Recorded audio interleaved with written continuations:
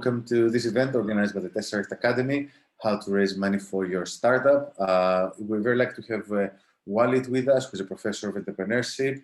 I'll do a very quick introduction and then we'll go straight into Walid's presentation. So a few words about who I am personally. My full name is Stylianos Kabakis, you can call me Stelios. I've dedicated a very large part of my life to data science, and for the last 2 years, I've been specializing in what's called data science for decision makers. And there's also a book I've written up on the topic. If you want to get access to this book, simply go to the Tesseract Academy website and subscribe to our newsletter. And the Tesseract Academy is a company that helps decision makers like entrepreneurs, executives, managers understand how they can work and implement technologies like data science and AI. And we work with people from like all over the world, with companies of all sizes. We're primarily based in the UK, but we also have partners in other countries like the US and Berlin. And we organize events regularly and workshops regularly, but also offer consulting services around those topics. So here are some of the people that we have worked with in the past, and here's some of the names. So you see here, like all kinds of people and companies, from sole entrepreneurs to big companies like British Land, Vodafone, and even the US Navy or universities. And we've offered various programs and ways to support you. I will be sharing these links at the chat so you can access them later. While we do have a very strong focus on data science and AI and helping entrepreneurs implement these technologies, we also help entrepreneurs and decision makers with other things, fundraising being one, which is what Walid is going to talk to us about. So Walid is an assistant professor of management and entrepreneurship at ESCT and also the University of Tunis. Today, we're very lucky to have him with us for a presentation. It's going to be around 25 minutes. It's going to be like 5-10 minutes for questions. And it's important to state that this is a very short free introduction to what is a full paid workshop. And we also offer services around this area as well. And they will be making sure to share the links with everyone in the chat. So Walid, I'm not going to stop sharing my screen and you're free to go. Okay, thank you for your presentation. Do you see my screen? So, first, hello everybody, and thank you for joining this event, how to raise money for your startup. As Stylianos said, assistant professor and mentor and consultant with many accelerators in the US, mainly. I help startups find money and raise money for their project, for their, let's say, MVP. So today, I'm gonna brief all the methods on how to raise money, what are the sources for money for startup founders who are willing to invest in a startup. So let us first start with the where is money? So where can everybody who is willing to invest in any startup project find money? First, the quote, no, my money, my problems. So the biggest problem for any startup founder is obviously the money, where to find money. So the sources of money, they are very diverse, but a startup founder need to know, he or she needs to know where to postulate for funding. For instance, when you start your project and you have an MVP, what we call a minimum viable product, usually these kind of founders, they are looking for MVP, but the MVP is not yet, and you don't have clients. So you go to what we call Series A, Series B. The Series A, Series B is all about angel investors that we're going to see now, angel investors and accelerators and venture capital. So finally, when you are successful in all of this, you're going to go to public market. You go what we call the IPO, initial public offering. So you go, your startup, going to be shares, and these shares going to be sold in the stock exchange. wherever it is, a London Stock Exchange or NASDAQ. But this is the process for any, let's say, technology startup, because startup is linked to the term of technology, something new or a new product or service in the technology field. So this is what startup is linking to. So first with the credit cards and cash in hand. So legendary stories of founders living hand to mouth, making payments using personal credit cards, draining personal bank accounts. So you have bank account, you inherited something like $1 million, a wish for everybody. Some of these founders, they may keep their startup afloat, means that your startup is cooling of money, that you have money for your startup as much as you have cash that you inherited. But high frequency, it's failure. It's like lion, lion in the savannah, when he hunts, the success rate is 30%. So you have 1 out of 7 to succeed while you're hunting. A startup adventure is always a financial catastrophe for many. So incredibly risky to use limited personal funds to get a startup going. Thus, you can have credit cards that are widely available, but they are carry interest charges. So they hire almost every other source of financing. Of course, default of payments is damaging your notoriety.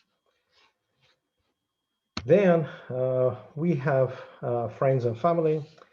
Majority of startup founders, over 90%, they start with initial savings, and they are looking for friends and family.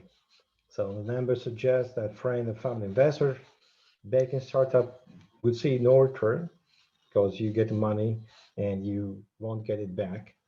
Strain this can cause in personal relationships.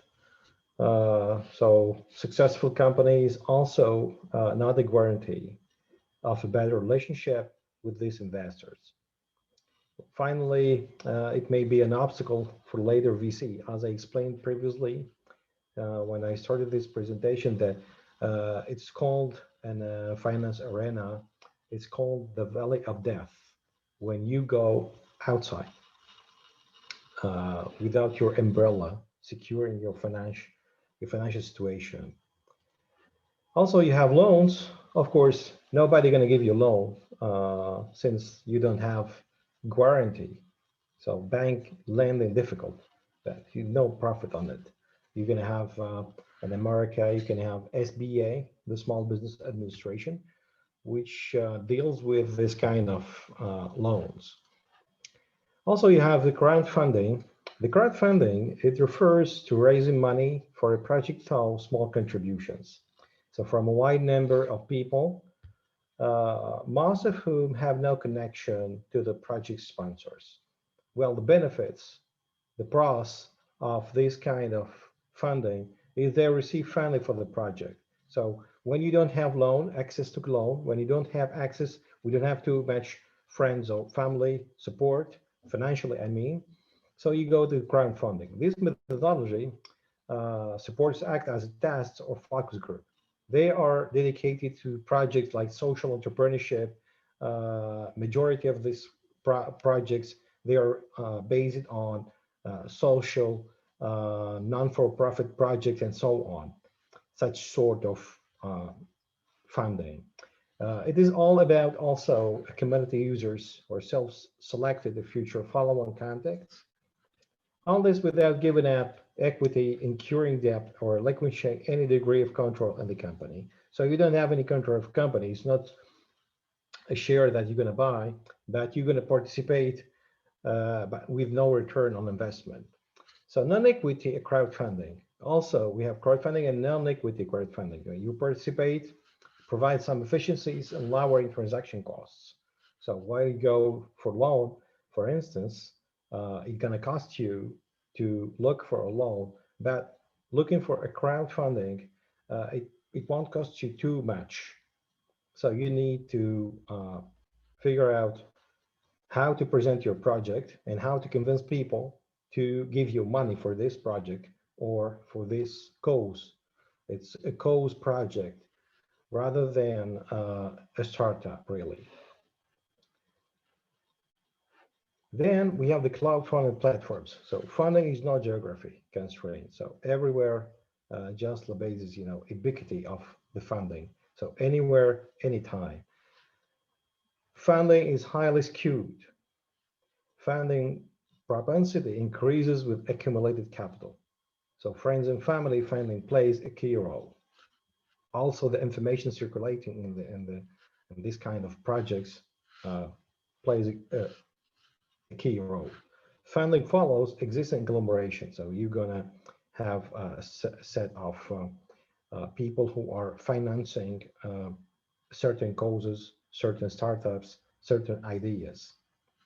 So the founders and creators, they are initially over optimistic. Of course, you're gonna you have $1 million idea, and everybody gonna participate within your project, but this is not real. And finally, crowdfunding capital may substitute for traditional source of financing. It's a substitution, but it won't replace the usual or the way startups are raising money. So the examples of crowdfunding, we have Kickstarter, a website, web platform, the early projects focus on arts. As I said previously, the kind of projects are financed by the crowdfunding and non-equity crowdfunding, they're sort of social entrepreneurship, non-for-profit, but it extends to other projects later. So one of the examples, Kickstarter, they started with musician Amanda Plummer, Coolest Cooler, Veronica Marsfield, Zach Braff, Spike Lee, 3,000 pounds of potato salad. So these kind of projects, they were financed by the Kickstarter, one of the example of crowdfunding. So we have Indiegogo, GoFundMe. They are evaluated from 210 to 217, 3 billion. So the Kickstarter is one of the most successful crowdfunding platform to raise money for your startup. Then it comes to equity crowdfunding. So that's 6 variables. So we get first loans, equity, second, third jumpstart, our business startup, Jobs Act of 2012 in the United States, fourth accredited versus non-accredited investors, fifth, 25 plus sites, and sixth, we have the major, known, the well-known, notorious website for application for entrepreneurs and startup founders, Angel List. Here we have the Founders Club and so on, but it's not more notorious and known as Angel List. Also, the Angel List example was founded on 2020 on 4th attempt. So they attempted several times till they get the Angel List done. So we have at first in 2013, 61 startup investments. They realized IRR 46% at the end of 2015. Some individual investors, but increased the role of syndicates. Also, we have the English FCA concerns, loan-based and investment-based crowdfunding. So it's inadequate disclosures about risk and loan performance, the risk of arbitrage with investment management or banking activities. So we have firms acting in a non-transparent manner, exposing investors to risks. So the risks, or the risk of the firms operating in an unfamiliar market, they don't know the market, they are investing in something blind. They don't know where to or where they invested their money. So consumers may not realize they do not have the usual protections. They're not protected. Some platforms allow investment and loans from other platforms, which can make it harder for investors to conduct due diligence. So of course, even banks conduct due diligence, but the way they conduct due diligence, it matters, it differs from one fund to another. Here also the concern inadequate disclosures, due diligence standards. As I said, that due diligence is very important, but very different from one source of financing to another. Not all firms aligned their business models with the possible future success for the investors. I'm going to move very fast. Then with the FCA, now we move to the angels. So what are the angels? As its name indicate, so the origin of theater to refer wealthy patrons providing funds for new Broadway productions. It's all about, just like Kickstarter, they started with arts and entertainment industry. Wealthy investors, a group and set of wealthy investors, could be entrepreneurs, retired executives, and so on. They're financing, but also mentoring, networking. Until now in the world, we have 300,000 angel investors, 400 active angel groups. The funds, they are investing their own, not LPM, strong incentive. Total angel investment larger than all the VCs, venture capitalists. Typical investment ranges from $25 to $100,000, the first stake. An angel investment may provide screening high success level. Again, the venture, the angel phase in raising your money for your startup is the phase that you are ready to go to the market. You're not even in what we call the angel of death. So the accelerators and incubators, the last stage when you are before going to IPO, initial public offering, you're going to accelerators. Why going to accelerators or incubators or both? You can do both. Why doing so? Because actually you're going to be some sort of scale up of your MVP or scale up of your startup at all. The entire startup, you're going to be scaled within this with the help of these accelerators and incubators. So the first focus on developing relationships between startups and established businesses, bring startups to the next level. SAM program is extremely competitive. They offer office space, mentoring, services, access to tech, and other senior level executives. Some offer intros to investors or even equity. The venture capital by 2016, 253 US venture capital funds raised 41.6 billion in new money.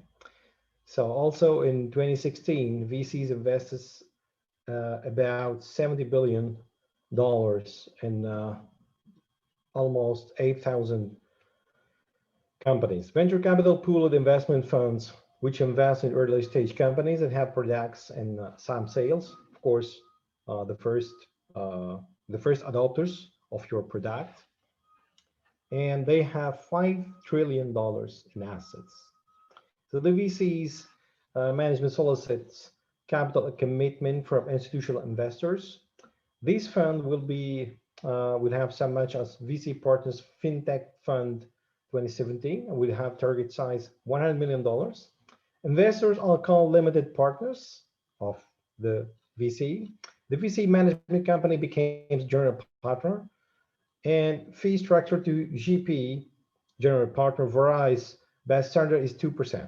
So GP, the general partner, share of profits is called carried interest, taxed favorably, and is controversial. It's always controversial. So I'm going to be very quick with the venture capital. Here you can have an idea ended December 31, 2019 in percent. So as you may see, 25 years, you have $13.4 billion classified from Russell 2000 to S&P 500. And finally, the last phase when you raise your money for your startup is the IPO, the initial public offering, raising capital for expansion, acquisitions, or other corporate purposes, providing liquidity for founders, employees, VCs, previously cited, and other investors to cash out, realizing valuation differential. So you're going to start, the initial public offering is about $1 million. You can generate $5 million in one shot. ego stroking for founders. So when you go to IPO, you are sure that your startup succeeded. You belong to the 1%, to the lucky 1% who are capable to go the IPO, to pass all these stages, because all what I stated before, they are stages to go through until your startup and your project is successful. Well, finally, with the IPO, we're going to have the ICO. So the costs, offering costs are to underwriters, sort of auction, ongoing expenses, a public company, short-term focus, dilute founders' vision, so Jobs Act simplifications. The summary of the two different IPOs costs. So we go in public or being public. It's by far different. So directly attributable to the offering. So being public, one-time costs. For the going public, tax and legal entity restructuring costs in anticipation of IPO. For instance, being public, incremental staffing costs. For instance, for accountants, lawyers, and so on, you're going to have additional costs. And finally, initial coin offering. Founders have an idea of a new digital coin. So you may know that the Bitcoin, one example of this. They offer the rights of one of these new coins. So the ICO, the initial coin offering, is a means for a private company to raise funds from investors. It's very similar to Kickstarter campaign. Wright brothers, in addition, issued an ICO to fund their early experiments in manned flight. In June 2017, over $550 million was raised in ICOs, more than in angel and VC funding. So for all, in 2017 ICOs were in schedule to raise over an estimated $2.5 billion. It's just a culture of billionaire and billionaire, you know. So here are the figure of the ICOs and the origins. The sort, I don't know if you can see it clearly, but the category breakdown and the funding, you can see location, companies, Texas Instrument, one of in terms of $1 million. Also, ICO tokens give the holders right to projects output and issue a basis. Also, we have the SEC, the Act of 1933 in the United States, and the Securities Exchange Act of 1934. So the SEC noted that automating certain functions for the ICO, distributed ledger technology, smart contracts, and so on. Also, People's Bank of China. China is in the way to become one of the most ICOs in the world. Also determined that ICOs are illegal and said it would strictly punish offerings since the money has no value with the ICO. It's just a coin. So Matt Levin, one of the columnists of Bloomberg Journal, cleverly summarizes the steps taken in some these failed IPOs. Why an IPO go and fail? Here is a caricature of startup finance in 2019. So first, you have an idea. Second, you raise as much money as you need from VCs to make that idea a success. Third, you build your business by making it as popular as you can. Fourth, when you have reached the peak of popularity, you go public. And finally, you cash out the VCs and yourself and the IPO. Then you know whatever.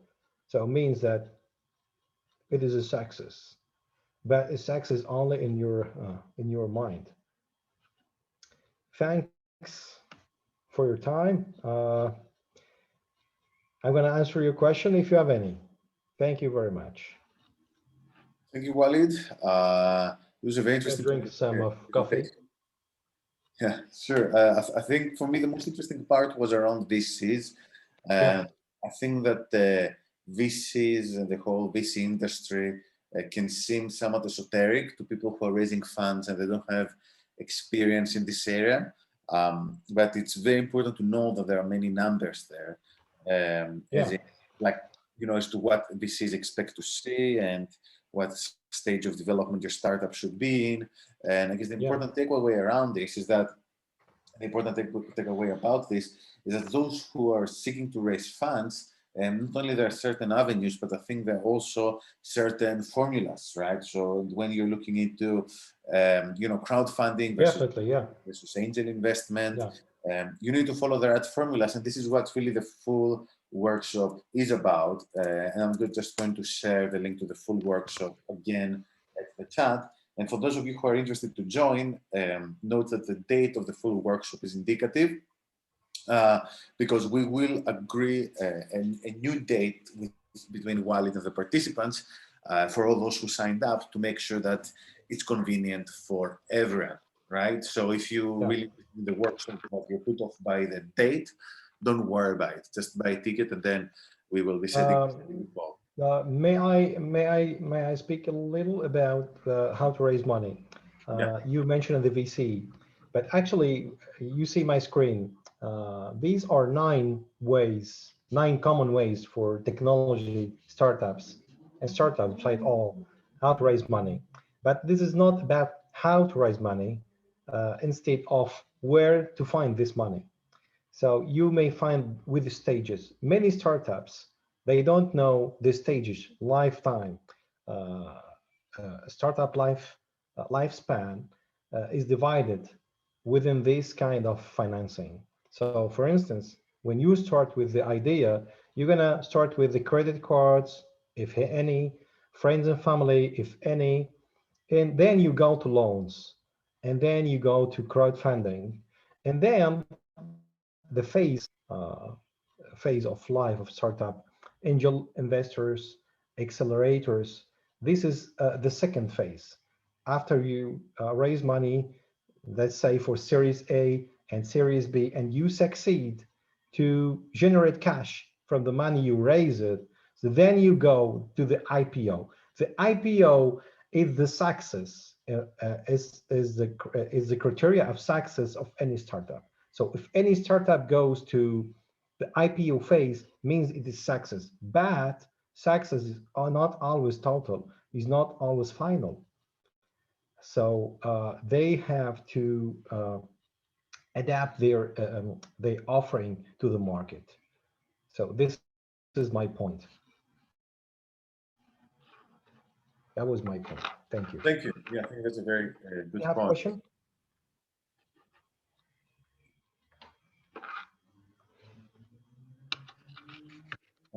I don't think there are any questions. No problem. So thank you. I think this was very interesting. Once again, if anyone is interested in the full event, we will. I'm gonna share my presentation with you if you would like. Sure. My presentation. If anyone wants the access to the presentation, simply send us an email. At this email address. More than happy to share it. As well as if anyone wants access to this recording. And if anyone has any questions about the full event, again, just shoot us an email. With more than happy to help you out. And just to make sure to also register to our newsletter to learn about new and upcoming events and workshops. Okay, great. Okay, thank you for your time to listen to how to raise money for your startup. And I wish to see you in the next session and events. Okay, thanks a lot. Thanks, everyone. Bye-bye. Thank you. Thank you. Bye-bye.